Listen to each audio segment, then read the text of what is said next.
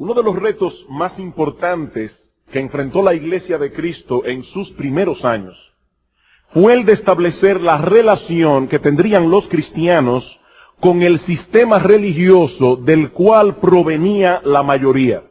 Ahora es difícil para nosotros en pleno siglo XX, ya llegando al año 2000, comprender del todo el alcance de esta problemática. Pero al leer el Nuevo Testamento, nos damos cuenta de que los apóstoles tuvieron que lidiar con esto una y otra vez.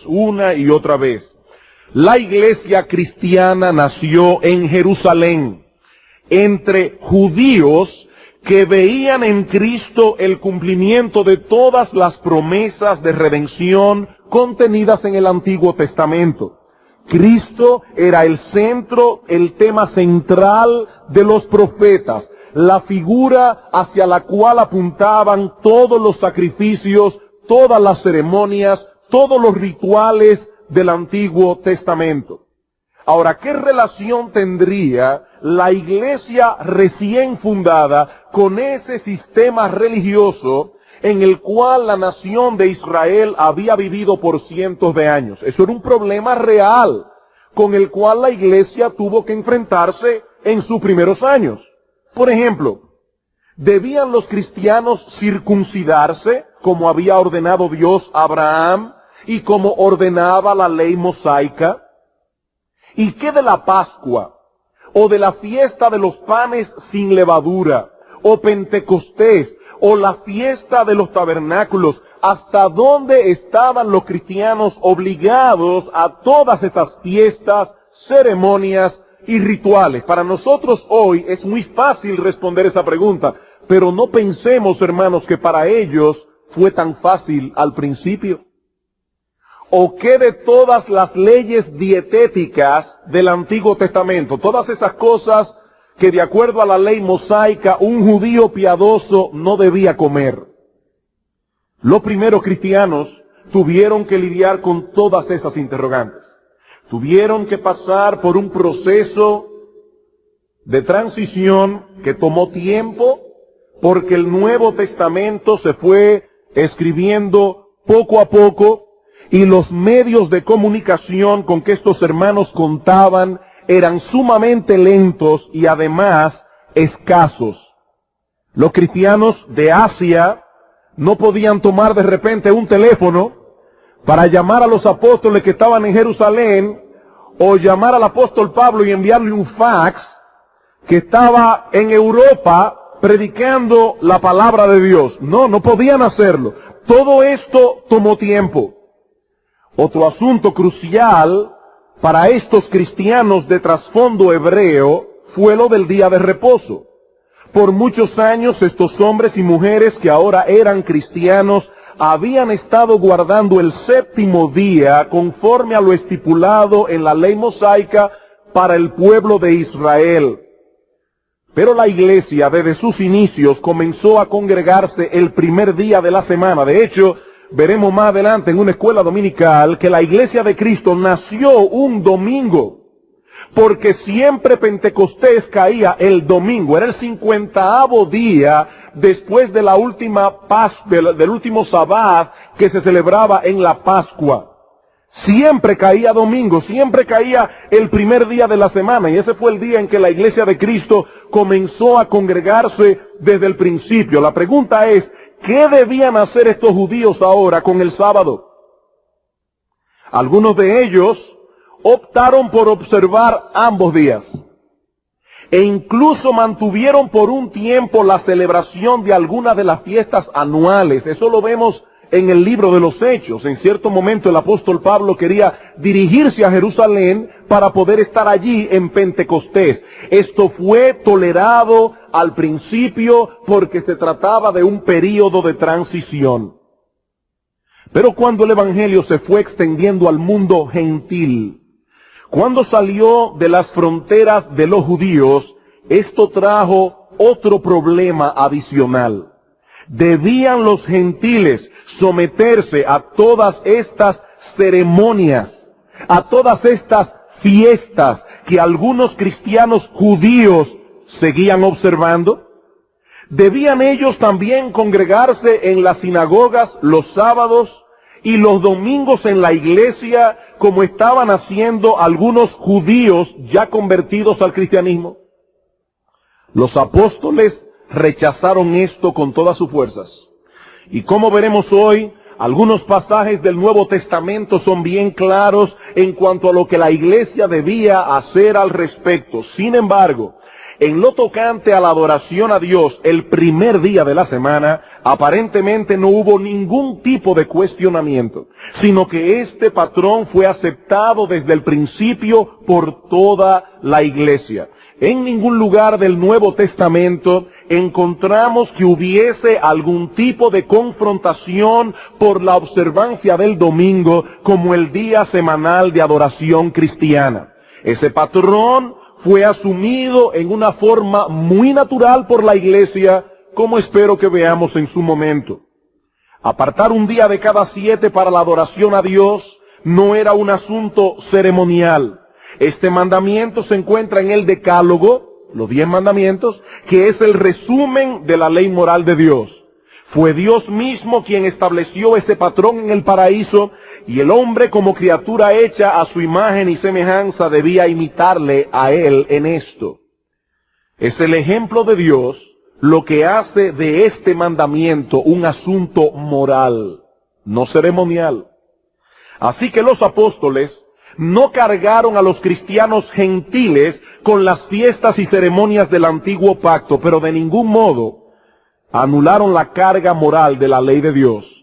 Esa carga moral es un reflejo de su carácter santo y ese carácter es inmutable. Es por eso que escribiendo a los Corintios, Pablo dice en el capítulo 7, versículo 19, la circuncisión nada es, y la incircuncisión nada es, sino el guardar los mandamientos de Dios. Pablo dice, esos ritos y ceremonias no tienen importancia alguna. Ahora, lo que sí tiene importancia son los mandamientos de Dios. Eso sí tiene importancia. Y uno de estos mandamientos es el que encontramos en Éxodo 28 en adelante. Acuérdate del día de reposo para santificarlo. 6 días trabajarás y harás toda tu obra, mas el 7º día es reposo para Jehová tu Dios.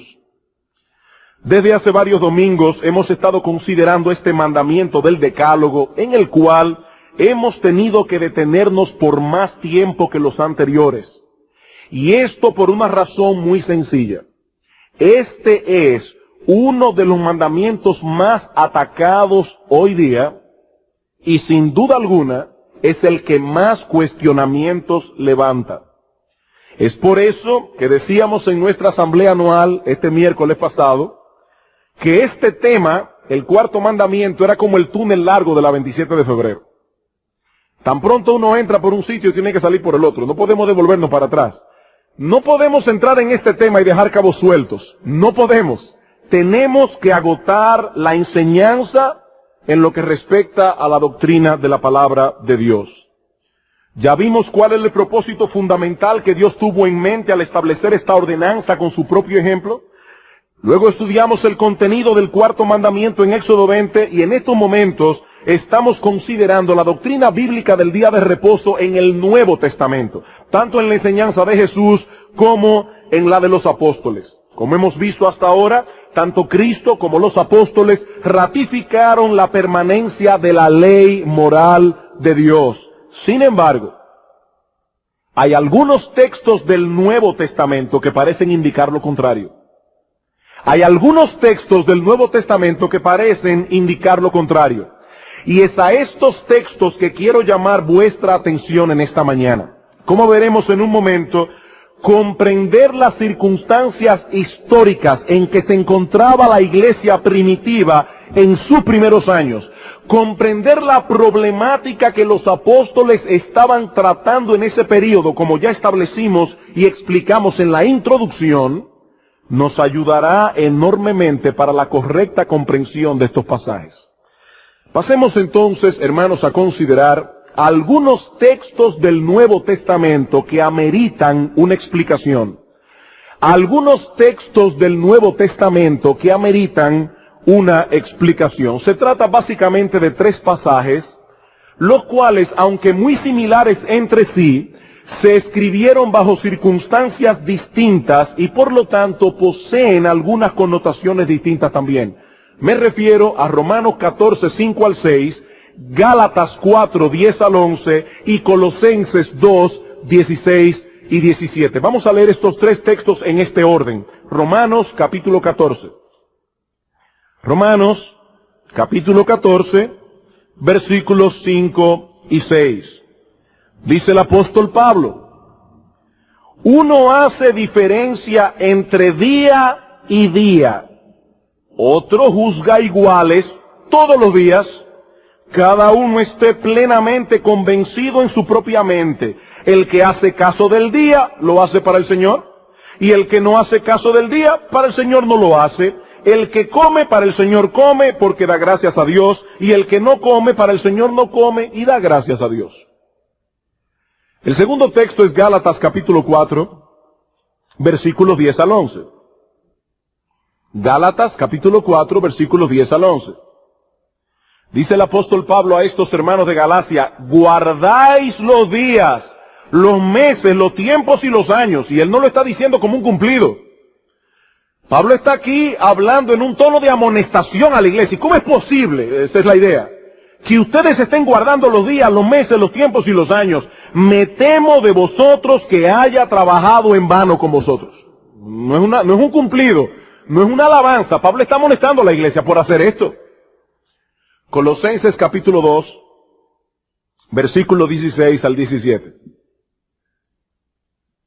Colosenses capítulo 2, versículo 16 al 17. Ven, hermano, ¿por qué decía que era como el túnel largo de la 27? No podemos entrar en ese tema sin responder y estudiar lo que esos textos significan. Sería dejar cosas vitales en el aire. Dice Pablo en Colosenses capítulo 2, versículo 16: por tanto, que nadie os juzgue en comida o en bebida o en cuanto a días de fiesta, luna nueva o días de reposo. Que nadie los juzgue en eso, porque todo eso es sombra de lo que ha de venir, pero el cuerpo es de Cristo. Hermanos, cuando leemos esos textos, sin tomar en cuenta el contexto de cada uno de ellos, parecen indicar que los cristianos no tienen obligación alguna de apartar un día especial para la adoración a Dios. En otras palabras, estos textos parecen indicar que el cuarto mandamiento ha sido abrogado. Ha sido abrogado. Todos los días son iguales para los cristianos. Esto es lo que Pablo nos dice en Romanos 14. Por tanto, como individuos podemos observar el día que querramos, si queremos observar algún día. Eso es lo que dice Pablo en Romanos. Eso es parte de nuestra libertad cristiana. Eso es lo que algunos creen que estos textos dicen. Sin embargo, cuando leemos estos textos en su contexto, vemos que el apóstol Pablo de ninguna manera está enseñando tal cosa. Amados hermanos, muchas veces hemos repetido este principio de interpretación bíblica y no nos cansaremos de repetirlos mientras el Señor nos siga concediendo la oportunidad de enseñar su palabra. ¿Cuál es el principio? Cada texto debe estudiarse en su contexto. Nunca olviden eso. Un texto fuera de contexto se convierte en un pretexto. Un texto no puede ser aislado de su contexto. Tomar una porción de las Escrituras y aislarla de su entorno es sumamente peligroso.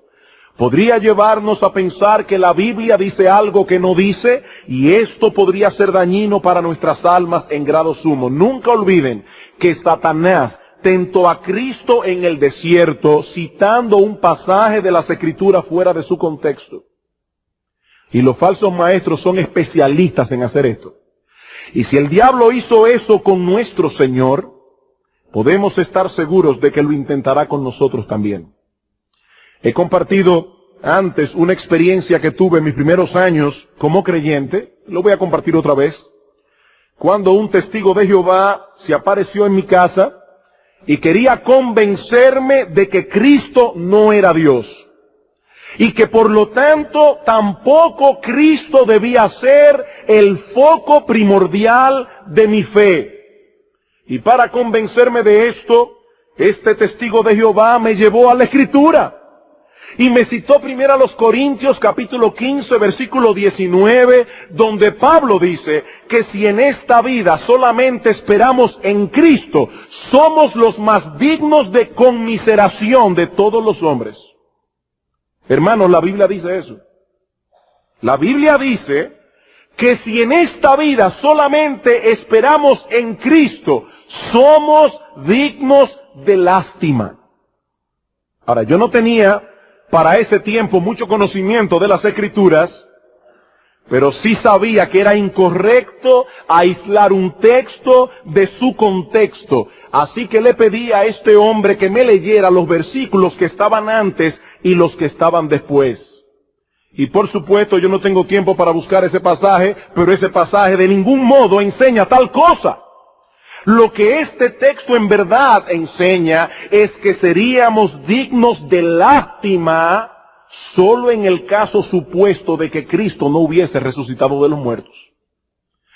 Si no hay resurrección, dice Pablo, entonces Cristo no resucitó. Y si Cristo no resucitó, vana es nuestra fe. Si en esta vida solamente esperamos en Cristo, en un Cristo que no resucitó, somos dignos de lástima. Pero lo cierto es que Cristo sí resucitó.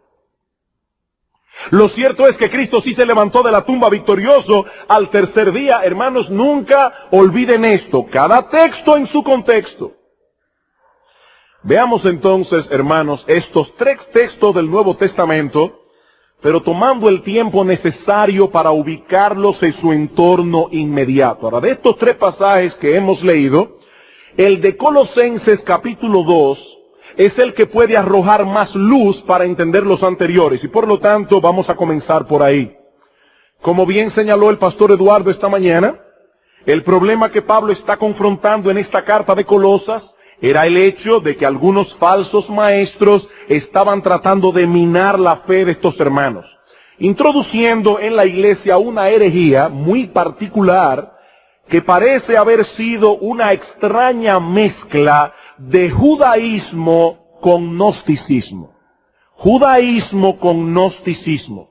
Estos falsos maestros enseñaban una salvación por obras, en la cual era necesario apegarse a ciertas leyes ceremoniales contenidas en la ley de Moisés, pero al mismo tiempo promovían un estilo de vida ascético. La abstención de ciertas comidas, de ciertas bebidas, para tratar de alcanzar de ese modo un nivel de perfección espiritual más alto. Una mezcla de judaísmo con doctrinas orientales. Ahora, para combatir esta falsa doctrina, el apóstol Pablo, como bien señalaba el pastor Eduardo, establece en la carta la superioridad de Cristo, no solo como nuestro único Salvador, sino también como nuestro único legislador y maestro. De modo que para nuestra salvación, santificación, crecimiento espiritual, no tenemos necesidad de ninguna enseñanza aparte de la que Cristo nos da a través de su palabra. Ese es el tema de la carta. Noten el capítulo 2, versículo 1 al 4.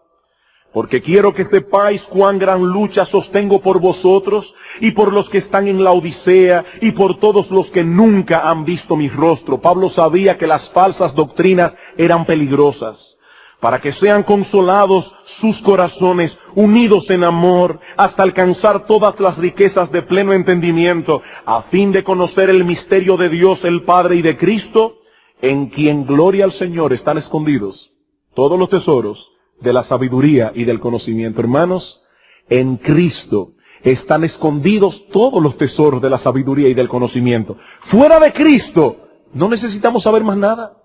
Y esto lo digo, dice Pablo, para que nadie os engañe con palabras persuasivas. Noten el versículo 8, mirad que nadie os engañe por medio de filosofías y huecas sutilezas, según las tradiciones de los hombres, conforme a los rudimentos del mundo y no según Cristo. Amados hermanos, La enseñanza de estos textos es clara y sencilla. Cristo es suficiente para nosotros. Cristo es suficiente. Él es suficiente para salvarnos. Él es suficiente para guiarnos por la senda de la obediencia y de la santidad. Cristo es suficiente. Es en ese contexto que Pablo advierte a estos hermanos que no se dejaran llevar de aquellos que querían obligarlos a abstenerse de ciertos alimentos o a guardar ciertas ceremonias de la ley mosaica que ya no obligan a los cristianos. Versículo 16. Por tanto, noten la conexión.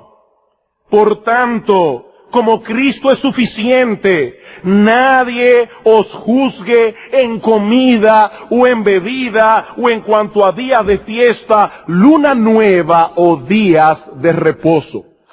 Estos tres términos que Pablo usa aquí aparecen a menudo en el Antiguo Testamento para referirse a los días de fiesta que los judíos debían guardar como parte de su adoración. Por ejemplo, vamos a Segunda de Crónicas, capítulo 31. Segundo libro de Crónicas, capítulo 31, versículo 3.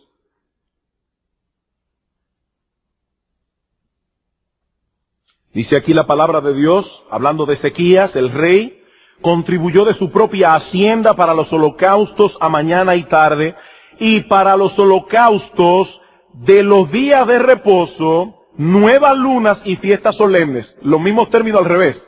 Pablo habla de fiestas, luna nueva y día de reposo. Aquí se habla de día de reposo, luna nueva y fiesta. Y lo interesante es, hermanos, que en la Septuaginta, que es una versión griega del Antiguo Testamento, los tres términos que aparecen aquí son exactamente los mismos que usa Pablo en Colosenses 2. Los mismos, sin más ni menos. Nehemías, capítulo 10. Nehemías, capítulo 10, versículo 32 al 33.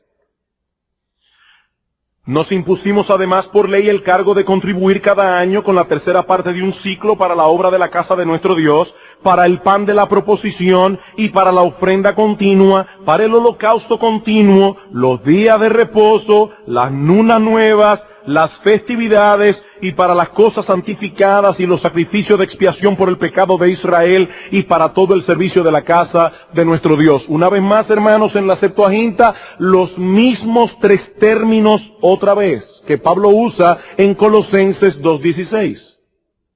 Lo que Pablo está diciendo entonces es que los cristianos no tienen obligación de guardar esas fiestas religiosas, incluyendo la obligación de guardar el sábado como hacían los judíos en la antigua dispensación. La frase que Pablo usa en Colosenses capítulo 2 y que en nuestras Biblias aparece traducida como días de reposo es en realidad una sola palabra griega. Es la palabra sabatón, en plural.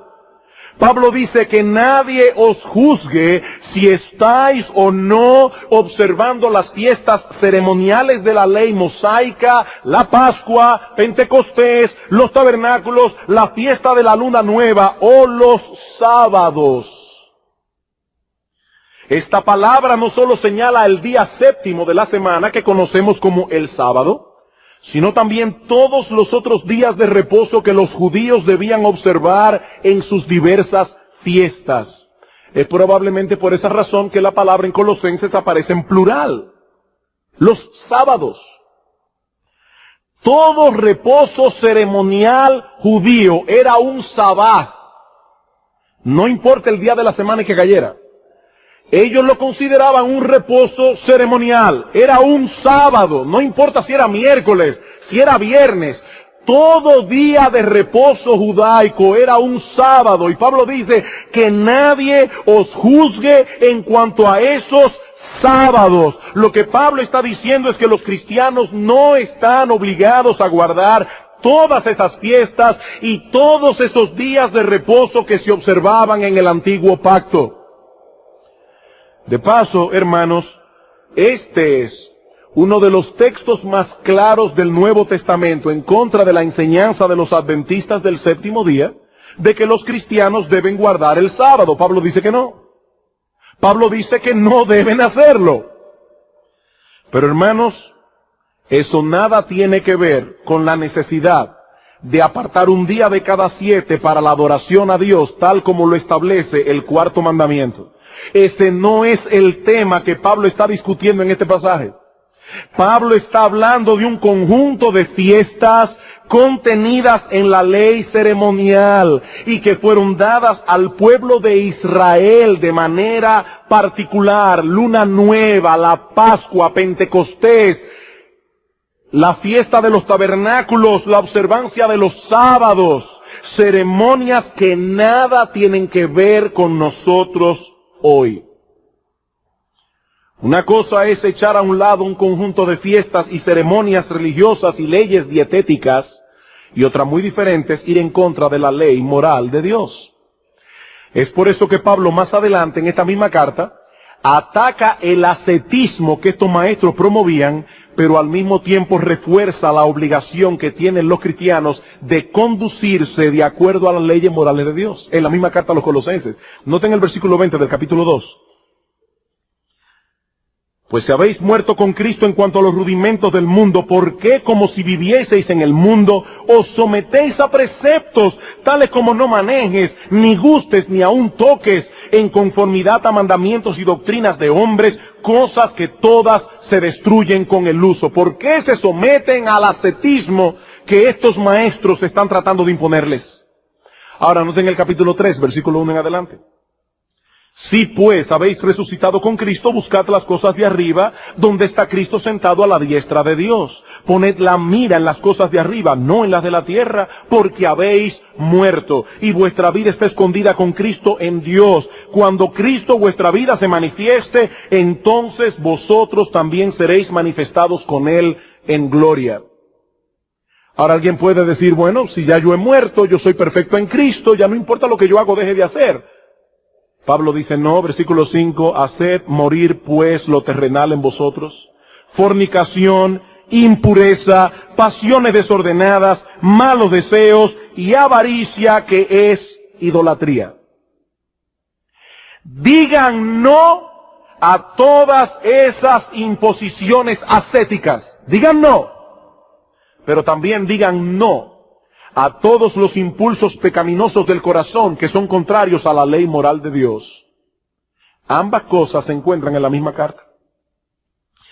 Algo similar ocurrió en la iglesia de Roma, pero en un contexto distinto. Aquí en Colosas el problema era la falsa doctrina. En Roma el problema era la libertad cristiana. Romanos capítulo 14. Romanos capítulo 14 otra vez. Versículo 1 en adelante. Vamos a leer ahora el contexto completo. Recibid al débil en la fe, pero no para contender sobre opiniones, porque uno cree que se ha de comer de todo, otro que es débil solo come legumbres. No porque es vegetariano, porque yo no quiero que nadie piense que si es vegetariano es un débil en la fe. No, aquí estamos hablando de individuos que por su trasfondo religioso solo come legumbres. Si usted es vegetariano porque entiende que eso es lo mejor para la salud, eso no es un problema. Usted no es un débil en la fe por esa razón. Es un problema religioso el que Pablo está tratando aquí. Uno cree que se ha de comer de todo, otro que es débil come legumbres. El que come no menosprecia al que no come, y el que no come no juzga al que come, porque Dios le ha recibido. ¿Tú quién eres que juzgas al criado ajeno? Para su propio Señor está en pie o cae. Es decir, es el Señor el que decide eso. Pero estará firme porque poderoso es el Señor para hacerlo estar firme. Uno hace diferencia entre día y día, otro juzga iguales todos los días. Cada uno esté plenamente convencido en su propia mente. El que hace caso del día, lo hace para el Señor. El que no hace caso del día, para el Señor no lo hace. El que come, para el Señor come y da gracias a Dios. El que no come, para el Señor no come y da gracias a Dios. Como decíamos en la introducción, muchos de estos cristianos eran israelitas y por lo tanto se sentían atados aún a las leyes ceremoniales contenidas en el Antiguo Testamento, particularmente las leyes dietéticas, lo que se podía y no se podía comer, y las leyes, las festividades religiosas. Estos judíos, ahora cristianos, tenían una conciencia débil. Ahora, amados hermanos, Es importante que entendamos la diferencia entre la situación de Colosas y la de Roma. En Colosas, Pablo está lidiando con falsos maestros que enseñaban que estas fiestas religiosas debían ser guardadas para salvación. Y es por eso que Pablo los ataca tan duramente. Es eso lo mismo que encontramos en Gálatas. Esos judaizantes estaban enseñando que había que guardar todos esos meses, días, años para salvarse. Pero aquí en Roma el problema era otro. El problema era que estos hermanos de trasfondo judío se sentían atados a sus costumbres, no como un medio de salvación, sino más bien por un problema de conciencia delante de Dios. Ellos querían agradar a Dios y entendían que debían seguir observando esas fiestas. Ahora, Pablo sabía que los hermanos fuertes tenían razón. Pablo sabía que esos hermanos no debían someterse a todas esas cosas que se sometían los débiles. Pero Pablo sabía también que la actitud que los hermanos fuertes tenían no era buena. Estaban menospreciando a los débiles. Y los débiles, por su parte, estaban criticando a los fuertes. ¿Cómo podía Pablo instruir a los débiles de la iglesia de Roma sin alimentar al mismo tiempo la soberbia y la mala actitud de los fuertes? Pablo lo hizo en una forma magistral. En vez de decir franca y directamente que los fuertes tienen razón, lo hace en una forma indirecta. Pablo lo asume al decir que es el débil el que come legumbres. Pablo lo asume indirectamente al decir que es el débil el que se preocupa por todas esas festividades religiosas. Pero al mismo tiempo Pablo es sensible al hecho de que estaban en un momento de transición y de que muchos de estos creyentes provenían de un trasfondo judío y no habían alcanzado aún un entendimiento pleno de la relación del cristiano con todas esas fiestas religiosas que estos hermanos judíos estuvieron observando por muchísimos años. En sus inicios, la iglesia tuvo que ser tolerante con estos hermanos judíos que se sentían atados a tales celebraciones. Pero noten una vez más, queridos hermanos, que se trata de cosas ceremoniales, leyes dietéticas y festividades religiosas. Versículo 20 de Romanos 14. No destruyas la obra de Dios por causa de la comida. Todas las cosas a la verdad son limpias, pero es malo que el hombre haga tropezar a otro con lo que come. Bueno es no comer carne, ni beber vino, ni nada en que tu hermano tropiece, o se ofenda, o se debilite. Pablo no está hablando aquí de la ley moral de Dios. El punto focal de su atención son las leyes dietéticas y las festividades religiosas del antiguo pacto. Ahora, ¿por qué yo lo digo tan categóricamente? Queridos hermanos, porque apenas unos versículos antes de Romanos 14, unos versiculitos antes de Romanos 14, Pablo ha establecido el hecho de que la ley moral está vigente y es la medida del amor. Romanos capítulo 13, versículo 8. Cada texto en su contexto. ¿Qué dice Pablo en Romanos capítulo 13, versículo 8? Unos versículos antes de Romanos 14. No debáis a nadie nada, sino el amaros unos a otros, porque el que ama al prójimo ha cumplido la ley. Porque no adulterarás, no matarás, no hurtarás, no dirás falso testimonio, para que nadie se pregunte qué ley es que está hablando Pablo aquí, los 10 mandamientos. No codiciarás, y cualquier otro mandamiento en esta sentencia se resume: amarás a tu prójimo como a ti mismo. El amor no hace mal al prójimo. Así que el cumplimiento de la ley es el amor.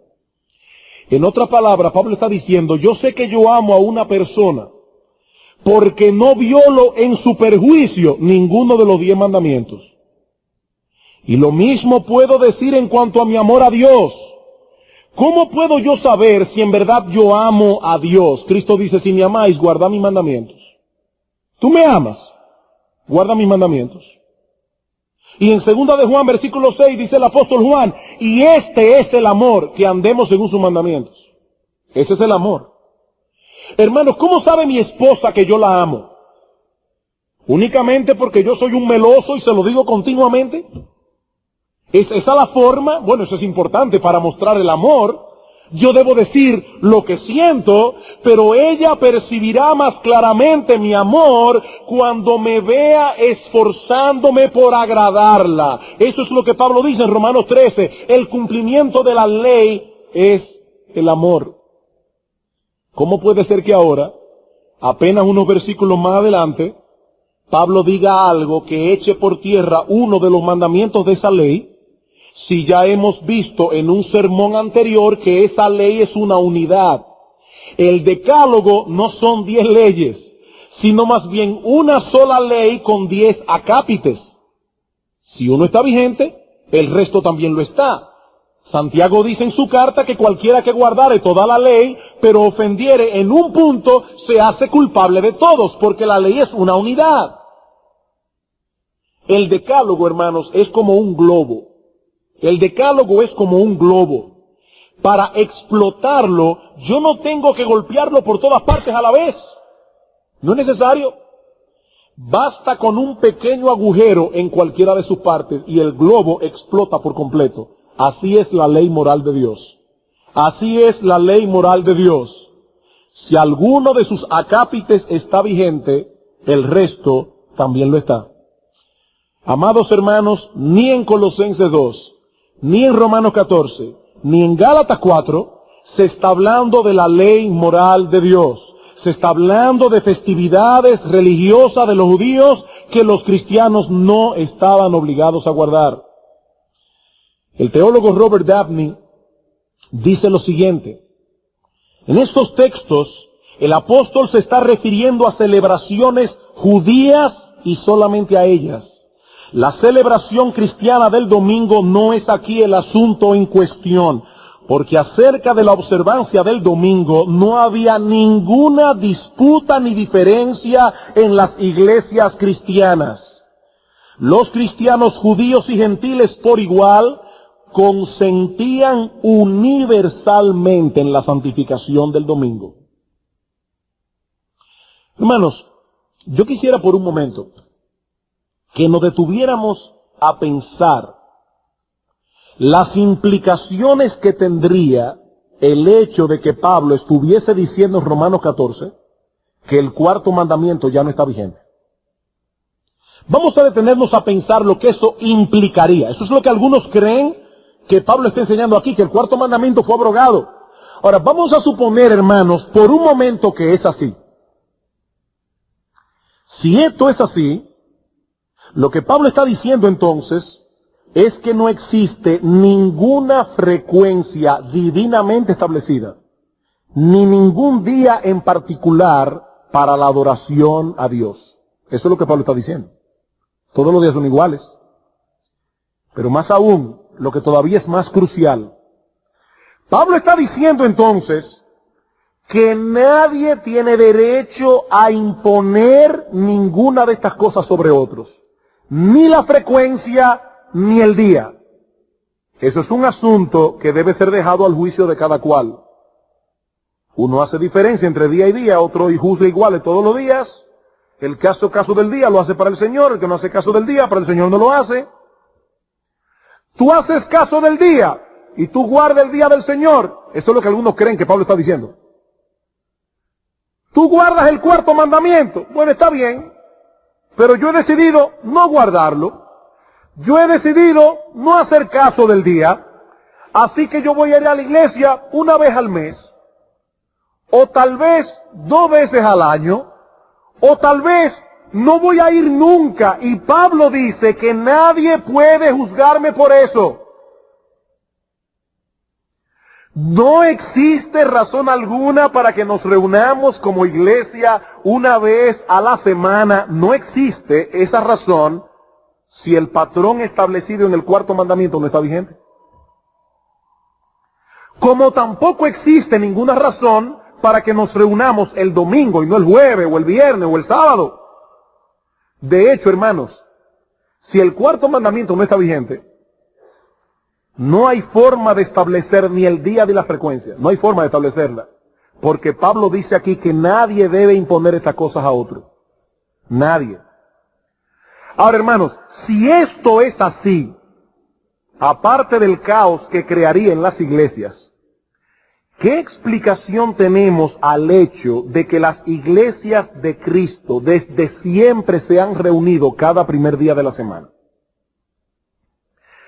Si no existe ningún día especial y todos los días son iguales, ¿por qué Juan el apóstol, inspirado por el Espíritu Santo en Apocalipsis 1:10, a uno de los días de la semana le llama el día del Señor?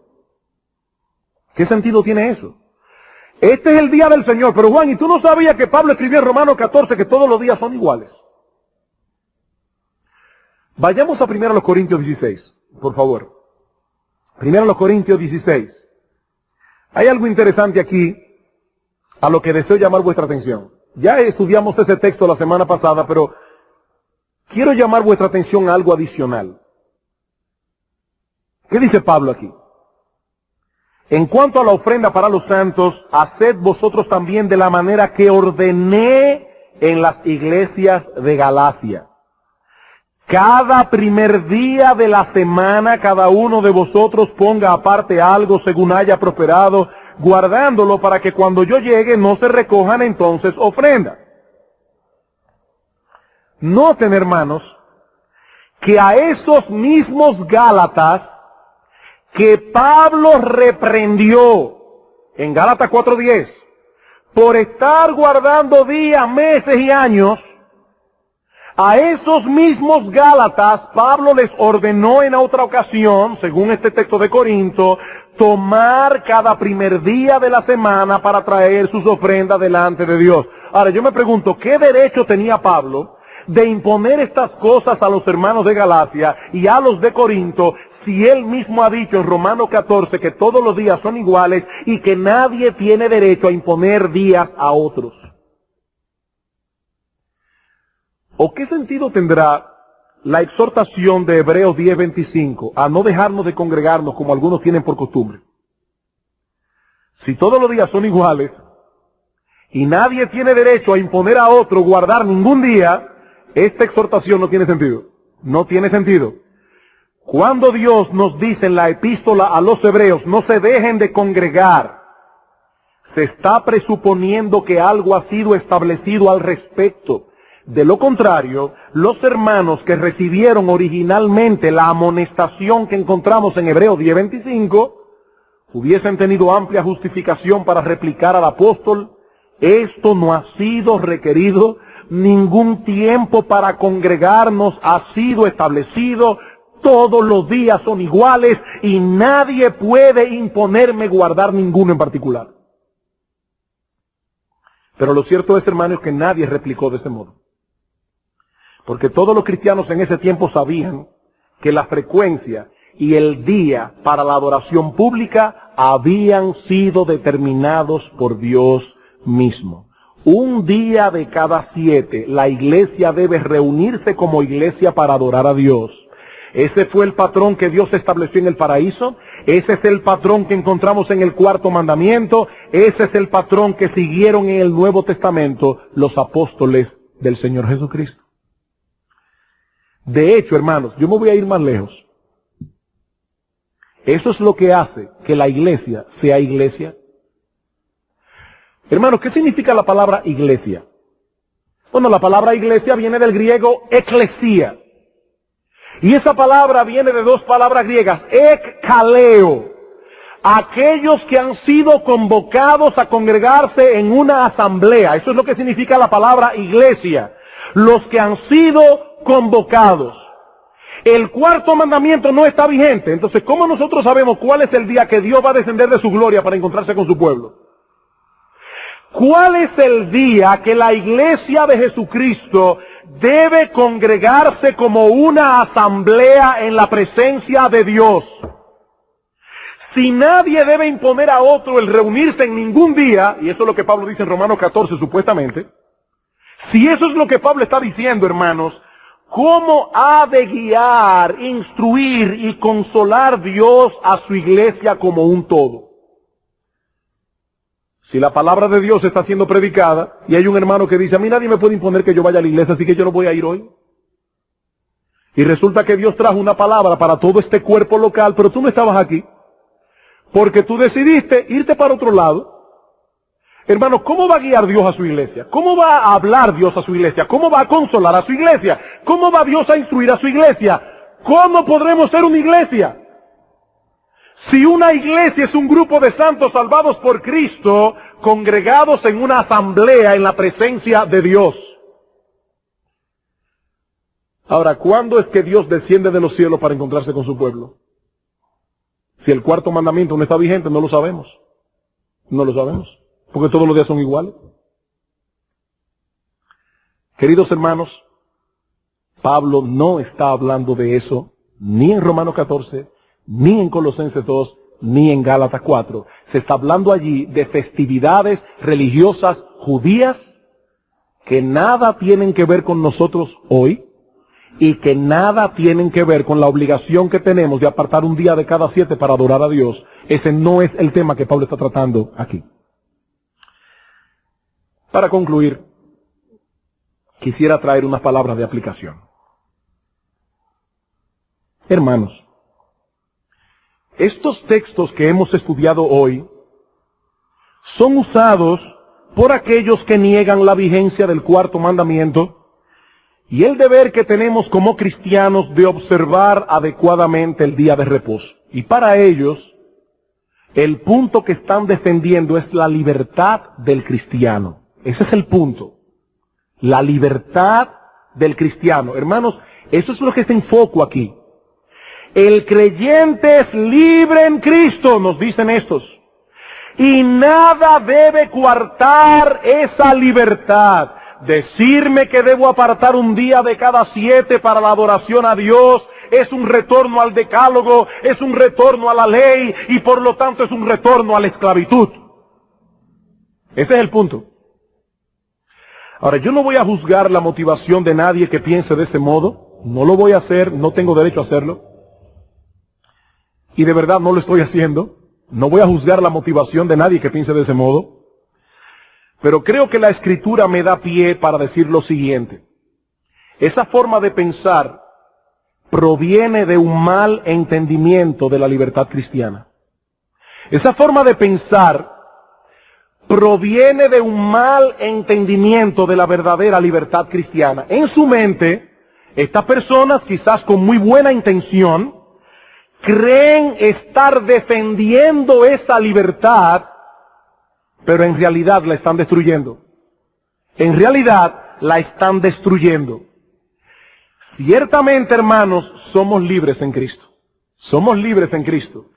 Y hermanos, a veces uno oye tanto palabras que pierde el significado de lo que eso significa. Yo imagino lo que debió haber sido para los negros en Estados Unidos, luego que terminó la guerra civil, hombres que estuvieron bajo sol y sereno en esos campos de plantación de algodón. Yo me imagino lo que debió haber sido aquella proclamación del presidente Lincoln: ustedes son libres. Nosotros oímos tanto hablar de la libertad, pero no entendemos ese concepto porque hasta cierto punto somos un país libre y soberano. Hasta cierto punto. Somos libres, aquí nadie es un esclavo. Y hermanos, podemos perder el gozo, el sentido maravilloso y extraordinario de esa doctrina bíblica. Hermanos, somos libres. Somos libres en Cristo. Ahora, ¿qué significa eso? Significa simple y llanamente que fuimos libertados del pecado para que podamos libre y gozosamente andar en los caminos de Dios. Eso es lo que significa. Ahora, libre y gozosamente podemos andar en los caminos de Dios. ¿Y por qué yo digo libre y gozosamente? Queridos hermanos, ¿de dónde provienen las desgracias y miserias que vemos a diario en este mundo? ¿Qué es lo que hace de este mundo un lugar lúgubre y triste en el cual vivir? No es otra cosa que el pecado. Es el pecado y no ninguna otra cosa lo que hace desgraciada la vida del hombre sobre la tierra. Por eso la vida cristiana es una vida de gozo, verdadero gozo. Es una vida de paz, verdadera paz, porque el cristiano es un hombre libre. Yo he venido para que tengan vida, dice el Señor, y para que la tengan en abundancia. En Cristo tenemos verdadera libertad. Libertad de la condenación, libertad de la culpa, pero también libertad de la esclavitud del pecado. Ser libre en Cristo no significa que ahora puedo hacer lo que quiera porque como quiera soy salvo. Ser libre en Cristo no significa que nadie me esté hablando de deberes porque la salvación es por gracia. No, eso no es lo que significa. Significa que ahora no tengo por qué obedecer los impulsos pecaminosos de mi corazón, ni seguir en pos de las tentaciones y movimientos de este mundo, porque ya no soy su esclavo. Significa que ahora disfruto del gozo y de la paz que proviene de andar en los caminos de Dios. Que ya no estoy sujeto a las frustraciones a las que antes estaba sujeto, porque aunque el pecado sigue siendo mi enemigo, ha dejado de ser mi rey. Eso es lo que significa. Y porque soy un hombre libre, ahora puedo tomar libremente un día de cada 7 para procurar aquellas cosas que en verdad satisfacen mi alma. Cosas que tienen un valor eterno. Porque somos libres. Amados hermanos, ¿dónde estaríamos muchos de nosotros hoy domingo si no fuéramos cristianos? ¿Dónde estaríamos muchos de nosotros hoy domingo si aún estuviéramos esclavizados a nuestras propias pasiones y deseos pecaminosos? Estaríamos muy probablemente en el lugar equivocado. Pero ahora somos libres. Podemos disfrutar libremente de Dios. Podemos gozarnos en la comunión con Él. Podemos gozarnos en la comunión con su pueblo. Podemos gozarnos escuchando su palabra, alabando y cantando y exaltando su santo y bendito nombre. Hermanos, eso es verdadera libertad, eso es verdadero gozo. Qué bueno es detenernos una vez a la semana para considerar con más calma y más tiempo que el habitual las grandes, preciosas, extraordinarias y maravillosas bendiciones que tenemos en Cristo. El perdón de todos nuestros pecados, el haber sido adoptados en la familia de la fe, el tener a Dios, a ese buen Dios, por Padre. Qué bueno es eso. Qué bueno es poder meditar en las grandes promesas de las Escrituras. Cuán bueno es poder vislumbrar con los ojos de la fe las grandes bendiciones que nos aguardan al final del camino. Qué bueno, hermanos, que podemos hacer eso todos los días de nuestra vida. Pero qué bueno que Dios en su sabiduría y en su bondad ha instituido que una vez a la semana dejemos a un lado todas nuestras ocupaciones habituales, para que podamos hacer todo esto más detenidamente, más intensamente, más deleitosamente. ¡Qué bueno! Hermanos, queridos hermanos, no dejen que nada ni nadie les robe esa libertad. De los falsos maestros, dice 2 de Pedro capítulo 2, que ellos prometen libertad y son ellos mismos esclavos de corrupción. La libertad que los falsos maestros prometen, hermanos, es en realidad una esclavitud a los deseos pecaminosos del corazón. Que nadie nos robe la libertad que tenemos en Cristo. Cristo la obtuvo para nosotros a precio de sangre en la cruz del Calvario. No tenemos que seguir transitando por aquella senda amarga y frustrante por la que transitábamos cuando no conocíamos a Dios. Ya no tenemos que seguir por ahí. No tenemos por qué hacerlo. Cristo nos libertó. ¿Cuántas veces, hermanos, hemos venido a la iglesia cargados de haber tenido una semana terrible? Y la predicación de la palabra de Dios nos da el alimento, la fortaleza, el estímulo, la exhortación, la amonestación. que necesitábamos para poder seguir corriendo con paciencia la carrera que tenemos por delante.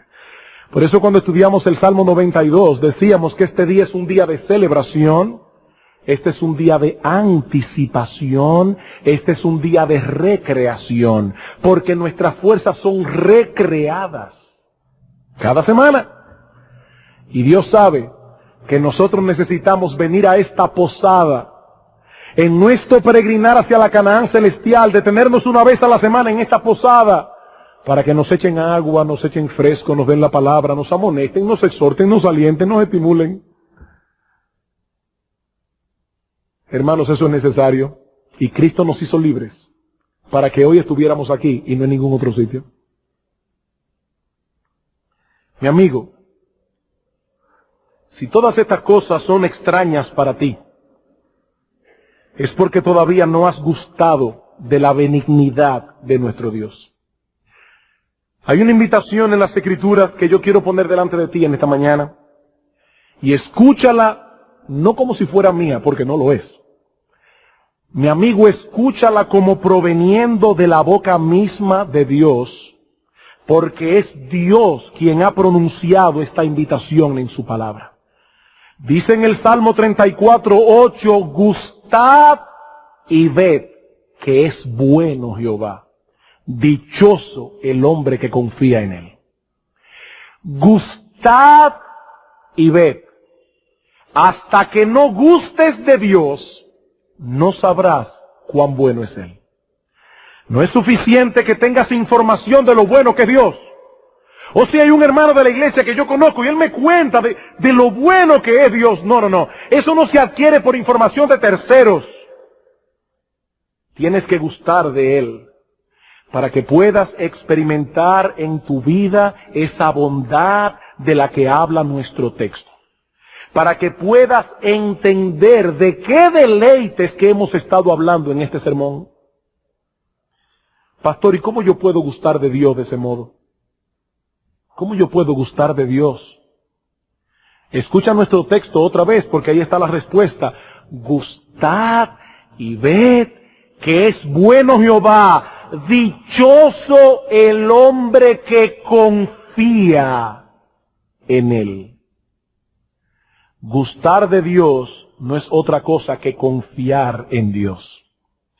Y para que puedas confiar en Él, debes descansar enteramente en Jesucristo, el Hijo de Dios, a quien el Padre envió para la salvación de su pueblo. Mi amigo, Jesucristo es el único camino al Padre.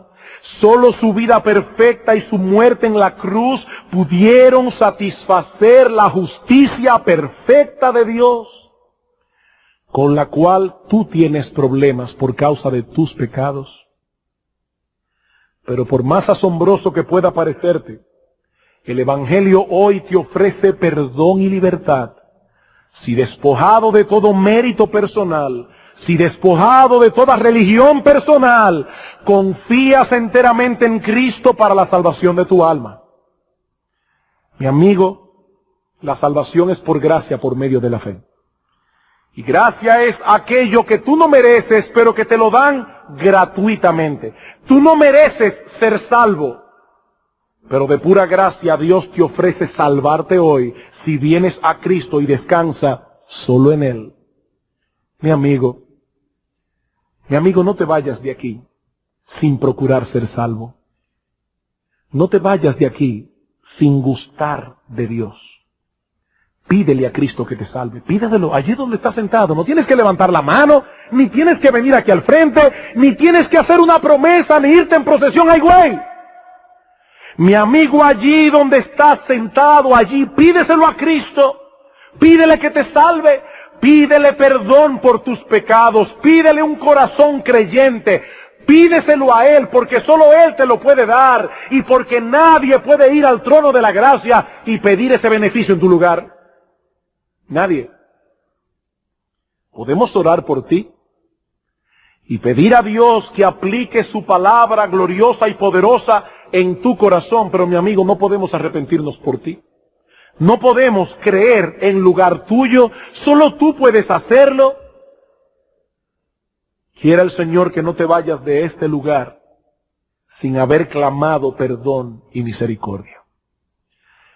Que la gracia bendita de Cristo se derrame hoy abundantemente sobre este lugar para la fortaleza y consolación de los que ya son suyos y para salvación de aquellos que todavía no lo son. Que la gracia de Cristo obre libremente en esta asamblea hoy en la mañana.